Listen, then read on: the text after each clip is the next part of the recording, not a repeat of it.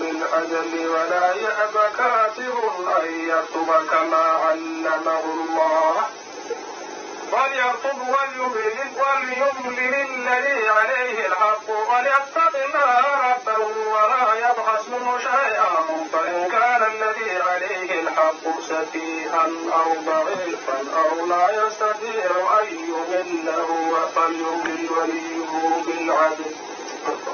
واستشهدوا شهيدين من رجالكم فإن لم يكونا رجلين فرجل وامرأتان ممن ترضون من الشهداء أو تضل إحداهما فتذكر إحداهما الأخرى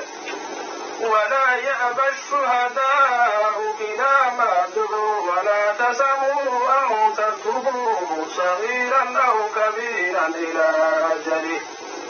ذلكم مقصد عند الله وأقوم للشهادة وأدنى ألا ترتابوا إلا أن تكون تجارة حاضرة تديرونها بينكم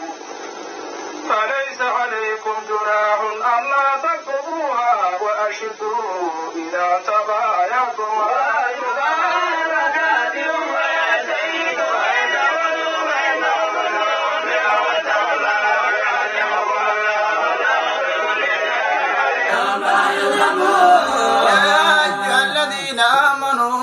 إذا تداينتم بدين إلى أجل مسمى فاكتبوه وليكتب بينكم كاتب بالعدل ولا يأبى كاتب أن يكتب كما علمه الله فليكتب وليملل الذي عليه الحق وليتق الله ربه ولا يبخس منه شيئا فإن كان الذي عليه الحق سفيها أو ضعيفا أو لا يستطيع أن يمل فليملل وليه بالعدل واستشهدوا شهيدين من رجالكم فإن لم يكونا رجلين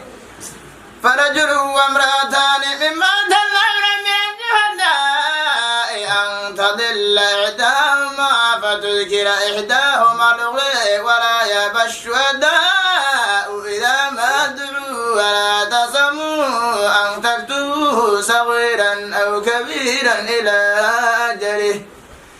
ذلكم مقصد عند الله وأقوم للشهادة وأدنى ألا ترتابوا إلا أن تكون تجارة حاضرة تديرونها بينكم فليس عليكم جناح ألا تكتبوها وأشهدوا إذا تبايعتم ولا يضار كاتب ولا شهيد ويتفرق بينهم وترهم بحرمة الله يعلمكم الله بكل شيء